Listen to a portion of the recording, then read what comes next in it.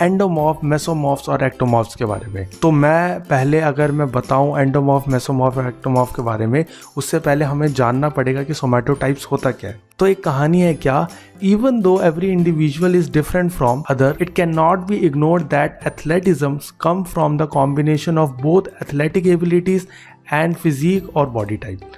ठीक है, अगर मैं एक बात बोलूं कि जितना भी ह्यूमन है एग्जिस्ट करता है पूरे अर्थ के ऊपर, वो सारा के सारे सेम बॉडी फीचर्स के साथ आते हैं। ठीक है, कि सबके हाथ पैर होंगे, सबकी दो दो आंखें होगी, एक नोज़ होगा, सब मतलब सेम बॉडी स्ट्रक्चर के साथ आते हैं। ठीक है, लेकिन फिर भी कई लोगों के अंदर बहुत अच्छी कैपेबिलिटीज़ होती है, बहुत सारी एबिलिटीज़ होती है, और कई उतने ज़्यादा नहीं होते कैपेबल। ठीक है, उनकी एबिलिटीज़ उतनी ज़्यादा नहीं होती। ठीक है, अच्छा, सेकंड चीज़ मैं बोल रहा हूँ, सारे इंडिविजुअल एक दूसरे से अलग है। ठीक है, वैसे तो सबका स्ट्रक्चर सेम है, फिर भी एक दूसरे से बहुत ज़्यादा वो डिफरेंट है। कई लोग बहुत ज़्यादा छोटे हैं हाइट में, कई लोग बहुत ज़्यादा लंबे हैं, कई मीडियम हाइट के हैं, कई मोटे हैं, कोई पतले हैं, तो बहुत टाइप की भी बॉडीज़ है। ठीक है, अच्छा, अगर मैं बात करूँ एथलेटिज्म की, कि ठीक है, एक एथलीट जो है उसकी जो एबिलिटीज़ है वो क्या केवल जो स्किल सेट है उसका, जो एबिलिटीज़ है, केवल उससे वो एक अच्छा एथलीट बन पाएगा, या केवल उसकी बॉडी फिजिक कैसी है उससे एक अच्छा एथलीट बन पाएगा। तो देखो, अगर मैं बात करूं ओवरऑल, तो एथलेटिज्म दोनों से आता है। ठीक है, तुम्हारा बॉडी फिजिक कैसा है उससे भी, और तुम्हारे अंदर एबिलिटीज़ कितनी है उससे भी। ठीक है, अगर तुम्हारा बॉडी ही उस गेम के लिए नहीं बना, उस स्पोर्ट के लिए नहीं बना, तो तुम कभी उसमें बहुत ज़्यादा अच्छा परफॉर्म नहीं कर पाओगे, due to lack of your body type. ठीक है, तो इसका मतलब क्या है कि एबिलिटीज़ भी मैटर करती है और साथ ही साथ बॉडी टाइप भी मैटर करता है। लेकिन इसका मतलब ये नहीं है कि अगर तुम्हारा एक सर्टेन बॉडी टाइप है तो तुम अपनी एबिलिटीज़ की वजह से आगे नहीं बढ़ सकते।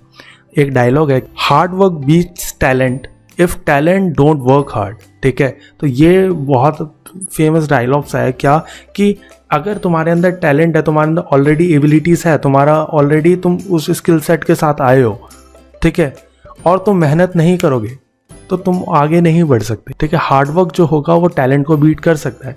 तो बॉडी फिजिक, बॉडी टाइप, एक पर्टिकुलर बंदा वो पैदा होता है उसके साथ। ठीक है, उसके डीएनए के अंदर वो चीज़ें होती है, लेकिन वो अपनी एथलेटिक एबिलिटीज़ को वो सुधार सकता है, वो इम्प्रूव कर सकता है। ठीक है, तो सबसे पहले हम देखते हैं क्या क्या बॉडी टाइप होते हैं उनके बारे में। तो मेनली जो बॉडी टाइप सोमैटोटाइप्स हैं वो हमें दिए थे W.H. शेल्डन ने। ठीक है, जो W.H. शेल्डन थे उन्होंने क्लासीफाई किया कि जितने भी बॉडी फिजिक है मैं उनको 3 हिस्सों में बांटूंगा। ठीक है, तो वो 3 हिस्से थे ये, फर्स्ट था एक्टोमॉर्फ्स, सेकेंड था मेसोमॉर्फ्स और लास्ट था एंडोमॉर्फ्स। तो इन 3 हिस्सों में W.H. शेल्डन ने डिवाइड किया, बोला कि जितनी भी एथलेटिक बॉडीज होती है मैं उनको 3 हिस्सों में बांटूंगा। ठीक है, एक होते हैं एक्टोमॉर्फ्स, एक होते हैं मेसोमॉर्फ्स और एक होते हैं एंडोमॉर्फ्स। अब तीनों के बारे में हम बारी बारी से डिटेल में पढ़ते हैं। तो सबसे पहले हम बात करते हैं एक्टोमॉर्फ्स की। तो एक्टोमॉर्फ्स क्या होते हैं, देखो फोटो में समझ आ रहा होगा कि क्या बॉडी टाइप है। ठीक है, अब थोड़ा सा हम इसके बारे में ध्यान से देखते हैं। तो जो एक्टोमॉर्फिक बॉडी होती है वो जनरली उनके पास लंबे लंबे लिम्स होंगे। ठीक है, लिम्स का मतलब हाथ और पैर। ठीक है, जो भी पर्सन जिनके पास जो बॉडी है वो एक्टोमॉर्फ है तो उनके लंबे हाथ और पैर होंगे और वो मस्कुलर नहीं होंगे। ठीक है, उनके पास मसल रिटेंशन इतना नहीं होगा, वो बड़े बड़ी मसल्स उनके पास नहीं दिखेगी। सेकंड इसके अंदर है have skinny fat, meaning they are relatively low weight and और small size still yet have high body fat. ठीक है, कई लोग आपने देखे होंगे पतले पतले से होते हैं, छोटा सा फ्रेम होगा लेकिन फिर भी उनकी तोंदा रखी होती है, तो इनको स्किनी फैट बोला जाता है कि है वो पतले लेकिन फैट इनके अंदर बहुत ज़्यादा है। ठीक है, अच्छा, थर्ड जो एक्टोमॉर्फिक बॉडी होगी वो फास्ट मेटाबॉलिज्म वाली होती है। ठीक है, जनरली क्या होता है कि पर्सन जिसकी बॉडी एक्टोमॉर्फिक है वो जनरली होते हैं फास्ट मेटाबॉलिज्म वाले, यानी अगर वो रेस्टिंग स्टेट पे भी है ना तो उनकी बॉडी की जो कंजम्पशन है, कैलोरी कंजम्पशन वो ज़्यादा है। इसका मतलब क्या है कि मान लो अगर मैं कोई काम नहीं कर रहा तो जिंदा रहने के लिए भी मुझे बहुत खाना पड़ेगा ताकि मैं वेट मेंटेन कर पाऊँ अपना, ठीक है। अगेन अगर मुझे जिंदा रहने के लिए बहुत खाना पड़ रहा है तो मुझे वेट बढ़ाने के लिए कितना ज़्यादा खाना पड़ेगा। तो इनको बहुत दिक्कत आती है वेट बढ़ाने के अंदर, ठीक है। नेक्स्ट बात करते हैं इसके अंदर, low body fat and only tightly muscled and have a small frame and joints, ठीक है। इनका क्या होती है, इनकी बॉडी फैट जो होता है जनरली कम होता है। कई लोगों में जिनके अंदर फैट होता है वो स्किनी फैट होता है, ठीक है। इनकी जो मसल्स होगी वो कोई बहुत ज़्यादा बड़ी नहीं होगी, छोटे छोटे साइज़ की मसल्स होगी। इनका जो बॉडी स्ट्रक्चर जो होता है, बॉडी फ्रेम जो होता है वो भी बहुत छोटा होता है। तो छोटे बॉडी फ्रेम के छोटे छोटे जॉइंट्स होंगे, ठीक है। नेक्स्ट है इसके अंदर, their genetic makeup limit their abilities to put on muscle mass, ठीक है। उनका जेनेटिकली ऐसा है कि वो बहुत ज़्यादा मसल मास कैरी नहीं करते। अच्छा एक बात सोचो, मैंने बोला अगेन पहले बोला था कि बॉडी टाइप के हिसाब से तुम्हारी एबिलिटीज डिफाइन होनी चाहिए, ठीक है, क्योंकि केवल एथलेटिक एबिलिटीज के साथ तुम आगे नहीं बढ़ सकते। तो इसको है ना मैं जस्टिफाई करने के लिए एक बात समझो कि मान लो एक एक्टोमॉर्फिक बंदा है जो कि मसल मास ज़्यादा गेन नहीं कर सकता, तो क्या वो बॉडी बिल्डिंग कंपटीशन का भी खेल पाएगा? क्या नहीं कर पाएगा ना, क्योंकि वहाँ पे उसका जेनेटिक भी उतना ही ज़्यादा मैटर करेगा, ठीक है। उसका बॉडी स्ट्रक्चर, बॉडी टाइप कैसा वो भी मैटर करेगा, और लेकिन बॉडी टाइप को वो ठीक नहीं कर सकता, ठीक है। जो नेचुरली उसके अंदर है, जिसके साथ वो पैदा हुआ है, वो तो हमेशा ही रहेगा। वो अपनी चीज़ों को इम्प्रूव कर सकता है, वो अपने स्किल सेट इम्प्रूव कर सकता है, ठीक है। तो जो ऐसे बॉडी के साथ आते हैं, जो एक्टोमॉर्फिक होते हैं, उनके लिए जो गेम है वो है सबसे सही marathons, triathlons and other endurance game, ठीक है। जितने भी एक्टोमॉर्फ वाले बंदे होते हैं वो छोटे फ्रेम के होते हैं और वो बहुत ज़्यादा एंड्योरेंस होती है उनके अंदर, यानी वो बहुत लंबे टाइम तक काम कर पाएंगे, ठीक है। तो उनको लंबे टाइम वाले गेम जो बहुत देर देर तक खेलने पड़ेंगे, जैसे मैराथन भागो देर तक, ठीक है, ट्रेलेथॉन और देर तक करो, ठीक है। जो भी एंड्योरेंस वाले गेम है ना वो इनके लिए सूटेबल रहेंगे।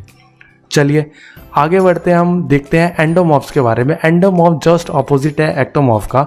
यहाँ पे जो बॉडी टाइप है वो दिखता है कुछ इस टाइप से, ठीक है। अच्छा अब इसके बारे में देखें तो they are generally softer and rounder, ठीक है। ये सॉफ्ट से होंगे, गोल मटोल से दिखने वाले होंगे, लुक्स हैवियर, जनरली ये मोटे मोटे दिखते हैं, ठीक है।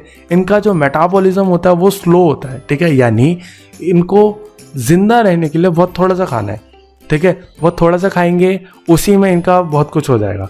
तो जनरली कुछ लोग ऐसे होते हैं ना जो कहते हैं कि हम तो भाई इतना ज़्यादा नहीं खाते फिर भी हमारा वेट इतना ज़्यादा बढ़ा रहता है, ठीक है, वो ये वाले लोग होते हैं। लेकिन एक्टोमॉर्फ को यहाँ पे फ़ायदा हो जाता है। एक्टोमॉर्फ जो होते हैं वो खाते रहते फिर भी उनका वेट नहीं बढ़ता, तो वो कुछ भी खाते रहते हैं। लेकिन एंडोमॉर्फ वाले बंदों को बहुत ध्यान देखना पड़ता है कि क्या खाए क्या ना खाए, जिससे उनका बॉडी फैट लेवल ज़्यादा ना बढ़े, ठीक है, क्योंकि फैट डिपोजिशन बहुत सारी बीमारियां भी लेके आता है अपने साथ। तो जनरली जो एंडोमॉर्फ वाले होते हैं वो स्टोर करते हैं high fat and usually in the lower abdomen, हिप्स and thighs, ठीक है। हमारी पूरी बॉडी के अंदर जो फैट डिस्ट्रीब्यूशन होता है वो अलग अलग जगह पे अलग अलग होता है, ठीक है।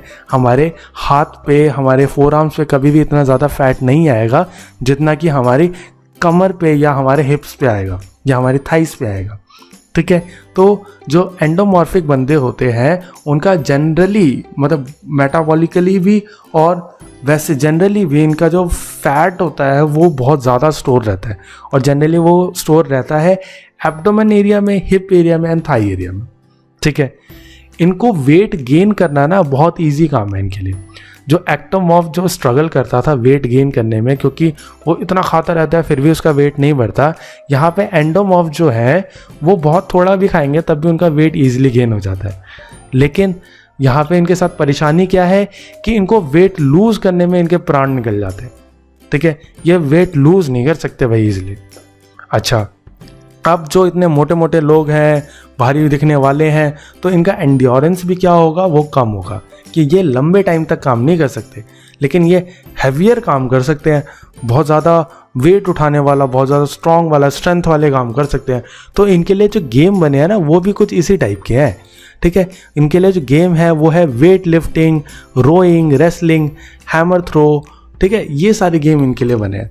कभी भी ये देखा नहीं होगा कि जो वेट लिफ्टर्स होते हैं, बॉडी बिल्डर्स होते हैं, वो रेस कर रहे, भाग रहे बहुत तेज, बहुत देर देर तक भाग रहे हैं, नहीं भाग सकते।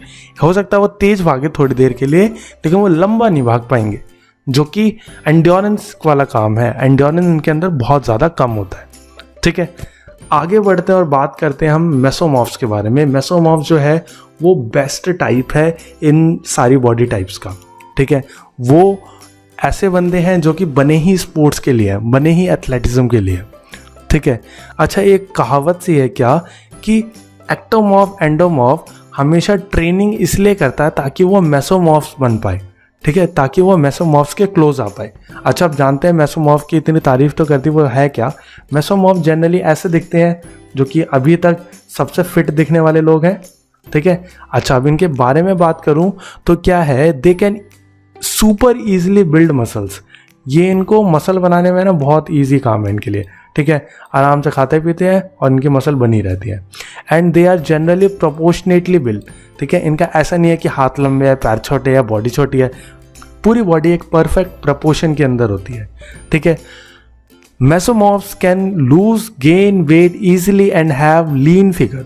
ठीक है, लीन फिगर का मतलब क्या है, इनका बॉडी फैट जो होगा वो बहुत ज़्यादा कम होगा। ठीक है, मेसोमॉर्फ्स क्या होते हैं, ये वेट बढ़ाना चाहे तो बढ़ा भी इजीली लेते हैं, घटाना चाहे तो घटा भी इजीली लेते हैं। और सबसे बेस्ट बात क्या है, इनका बॉडी फैट जो है ना वो कभी भी ज़्यादा नहीं होता, वो नॉर्मल रहेगा या कम रहेगा।